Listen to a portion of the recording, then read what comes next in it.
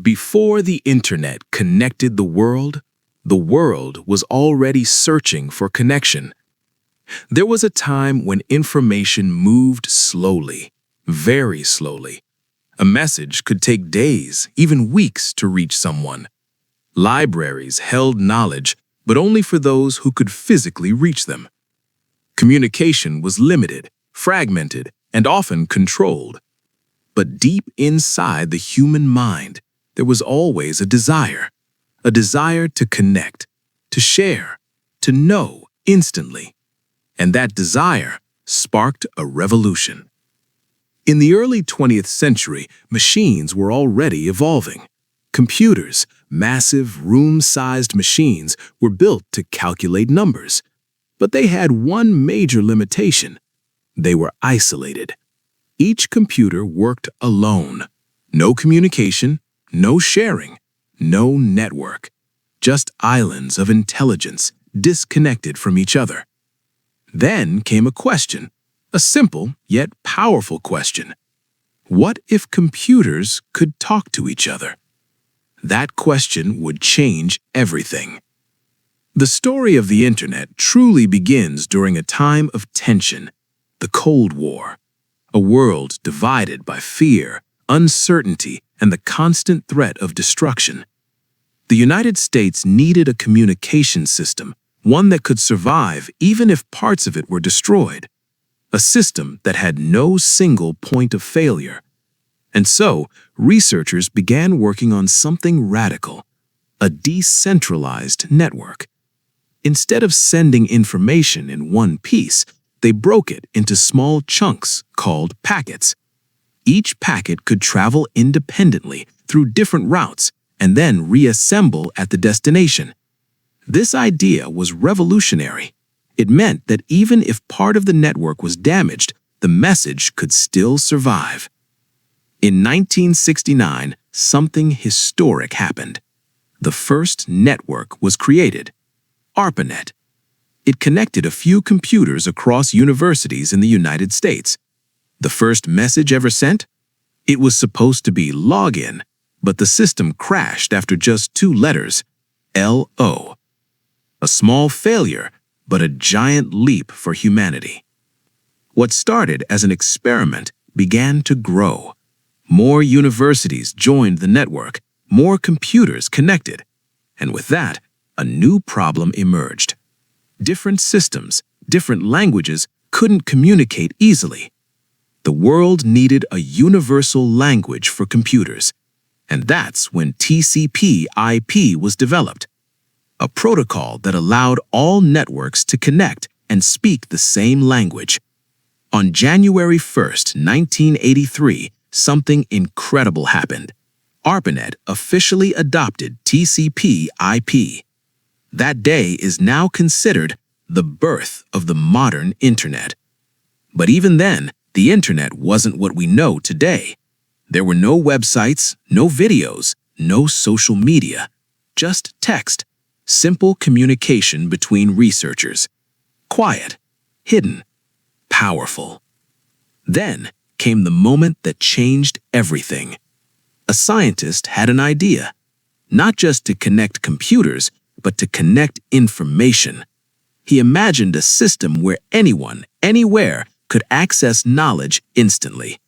And so, the World Wide Web was born. For the first time, information had a structure. Websites, links, pages, everything connected. Suddenly, the internet was no longer just for scientists. It became accessible to everyone. The first websites were simple, plain text, basic design. But the idea behind them? Revolutionary. People began creating, sharing, exploring. Businesses moved online. Communication became instant. Emails replaced letters. Search engines replaced libraries. The world was changing fast. The 2000s marked the beginning of a digital explosion. The internet was no longer optional. It became essential. Broadband replaced slow connections. Websites became interactive. Multimedia took over. Images, videos, streaming. Everything became faster, richer, more immersive. Then came social media, a new way to connect, not just information, but people. Suddenly, anyone could share their voice with the world. A single post could reach millions. The internet was no longer just a tool, it became a space, a digital world where people lived, worked, and interacted. And then, everything changed again. The internet left the desk and entered our pockets. Smartphones, small devices with more power than early supercomputers. Now, the internet was everywhere. In your hand, in your home, in your life. You didn't need to go online anymore. You were always connected. Always. Apps replaced websites. Instant messaging replaced emails. Streaming replaced television. The internet became faster, smarter, more personal. Today, the internet is not just a network, it's an ecosystem. Powered by data, driven by intelligence. Artificial intelligence now shapes what we see, what we watch, what we read, what we believe. Every click, every search, every interaction is data. And that data fuels systems that learn, adapt, and evolve. The internet now predicts behavior, recommends content, automates decisions. It's no longer just connecting people, it's understanding them. But every revolution comes with consequences. Privacy is fading. Your data is constantly being collected, tracked, analyzed, used. Cyber threats are rising. Hackers, digital warfare, information manipulation. The same network that connects the world can also divide it. Misinformation spreads faster than truth. Echo chambers shape opinions. Reality becomes uncertain. The internet is powerful, but it's not perfect. So, where do we go from here? The next phase has already begun. Decentralization, blockchain, quantum networks. The internet may become faster, more secure, more intelligent, or it may become something we no longer control. Virtual worlds are emerging. The line between digital and physical is fading. One day, we may not just use the internet, we may live inside it. In the end, the internet is not just a technology, it's a reflection of us.